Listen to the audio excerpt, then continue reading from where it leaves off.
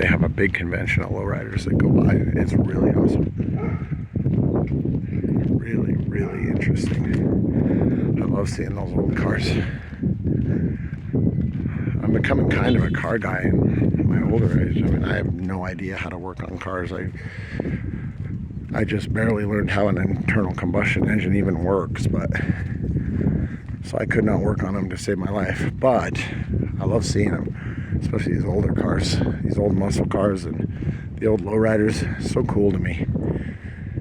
And cars today just kind of seem boring a lot of times. Like the modern styling of cars, you know, the just clean round corners and everything is just not as appealing to me as some of these older cars. But I know a lot of those older cars are really bad on gas mileage, and you know, it's not really practical to make a lot of those big muscle cars anymore, but man, are they cool.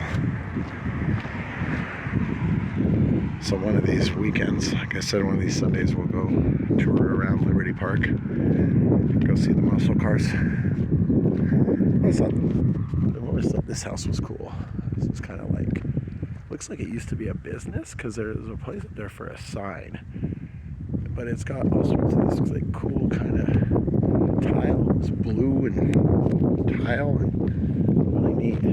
But I do think it used to be like a warehouse that they converted into a house, because you see that.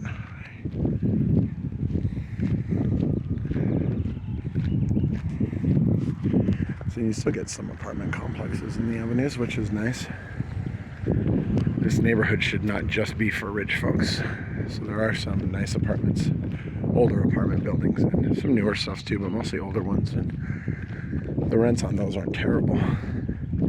Not as bad as you would expect. And that's good, because we should not ever restrict neighborhoods to people that only make over a certain amount of money. That's just my opinion. I mean, you should not be forced to live in a neighborhood that you don't want to live in because of what you make. Maybe I'm a commie. This is a Ward, an LDS Ward. This is one of the nicer ones. This is an old one. See the stained glass? The modern ones don't look at all like this. The modern ones are very cookie cutter. They all kind of look the same. But this is an old one. I love the red brick on it. You can see like the annex here that they built on. This is definitely an addition, but that's like more what the modern ones look like. That brick's like a lot more boring. This is a pretty big ward. A lot of people probably go to that ward.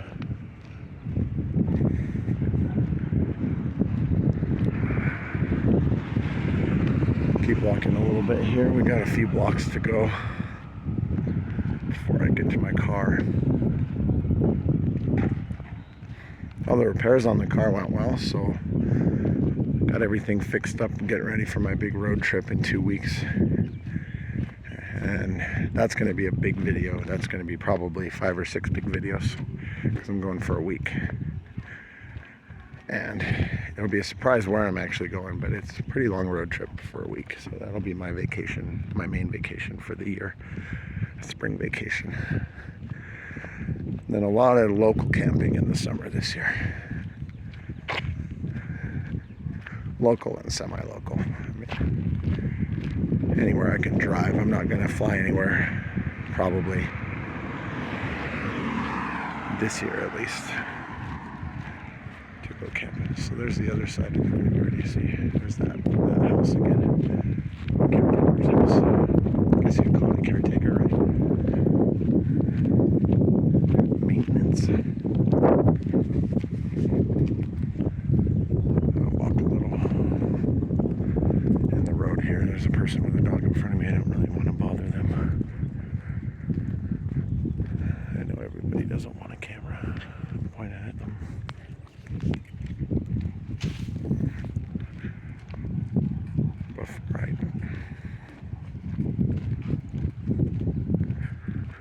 Before I turn, I wanted to show you.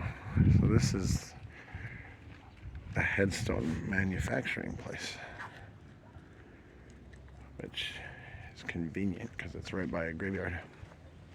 But yeah, they probably make a lot of that. Pretty cool. Probably make a lot of the gravestones for the big cemetery up here. So you can see all the different styles that you can buy.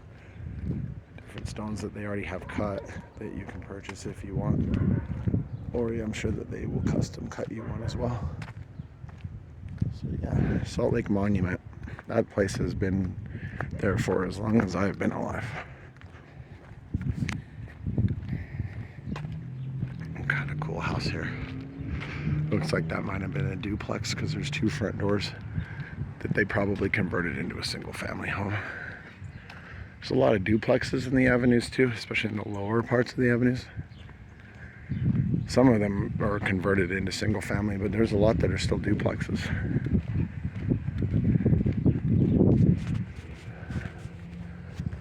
Kind of cool house right here.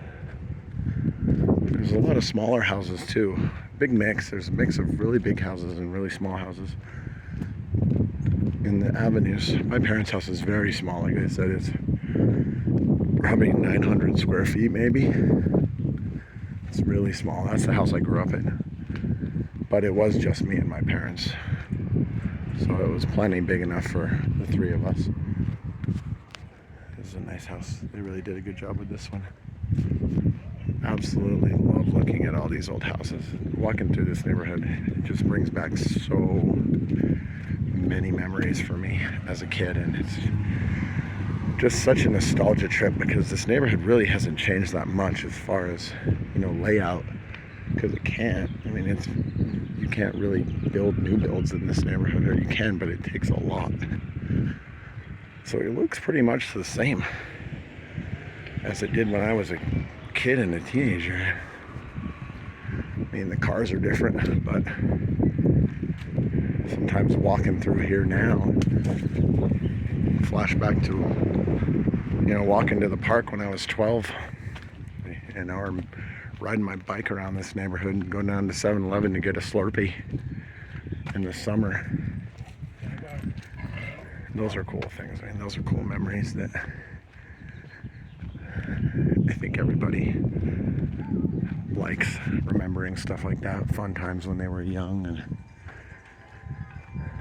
the world felt like it was so open, you know, and anything was possible before you get weighed down by a lot of the stuff that comes with being an adult.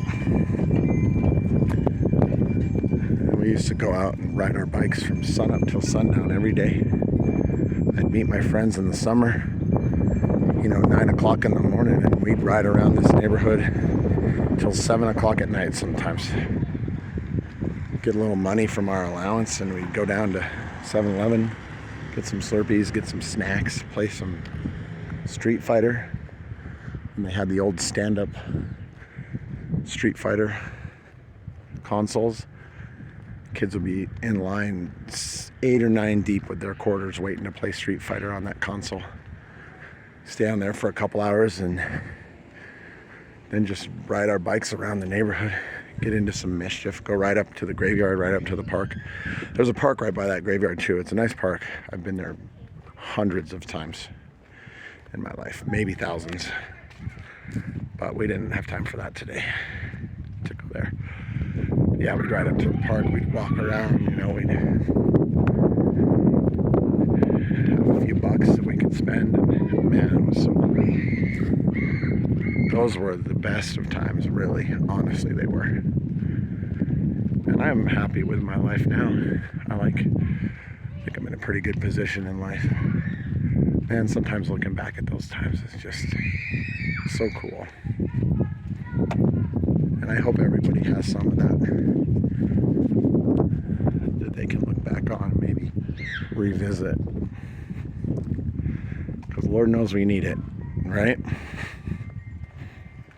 Anyway, we'll get out of my nostalgia tripping for a little bit. Look around. We're almost back. Probably cut the video off in about 5 minutes once we get real close. Yeah, the other side of the street has some kind of older houses.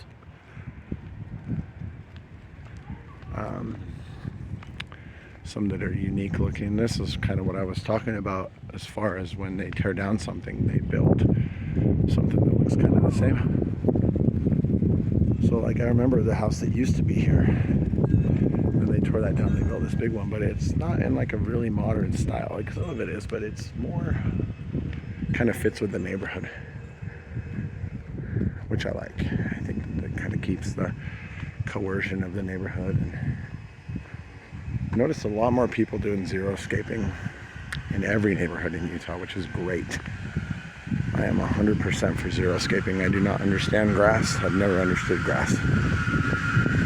Grass is an invasive species of plant. It is not meant to be almost anywhere in the U.S. It does not grow wild, especially the grass that we plant in our front yards. And when you live in Utah, I mean, this year was a little bit of a break, but you live in a drought state. Arizona, Colorado, California, New Mexico, all those places are drought states. There's not a lot of water to go around. Lawns require a lot of watering. And honestly, to me, they're just pointless. If you want something for your kids to play on that's soft, there's plenty of options. You can get soft wood chips. You can get plastic chips. You can get rubber chips. And, you know, your kids can still play, and if they fall, they're not going to get hurt. I mean, I know grass looks nice if you maintain it. I understand that, but stuff like this can look just as nice. I mean, there's these wood chips. They look nice to me. Like this one. This is like desert landscaping. See? So there's just some rocks and like some cactuses, which is awesome. You don't ever have to water it. Rocks right here.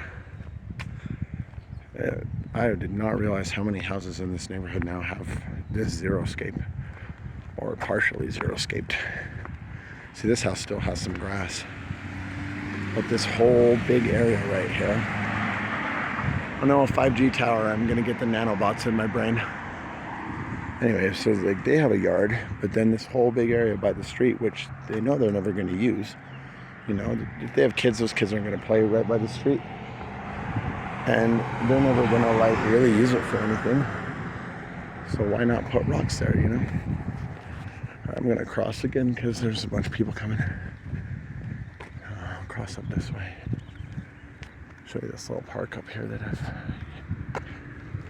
been taking my kids to for years. They're a little old for it now, but it's a tiny, tiny park. One of the smallest parks I think I've ever seen. See it right here?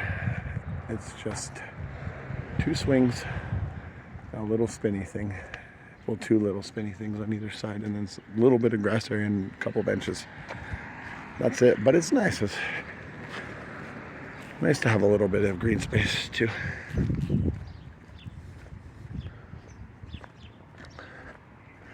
I always thought that these apartments were interesting. They're very gaudy. Have, you know, the columns and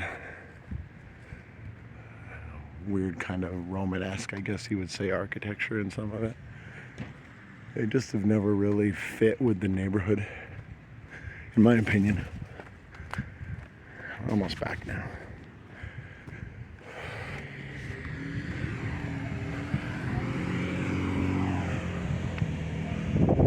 Alright, well, I'm going to cut it off here because I'm almost back. But this was fun. Did 3 videos this weekend. 3 separate walks, so that was nice. I was really happy I got to do this. So I'm kind of trying to get my channel going, you know. I hope you like the same things as I do. If you do, you know, just leave me a like on a video. It helps. But anyway, I will talk to you guys probably next week. We'll do another little one of these, maybe a walk, or maybe we'll even go drive somewhere and go on a hike. I think that'd be fun since it's getting nicer. Anyway, enjoy your Easter Sunday. Bye.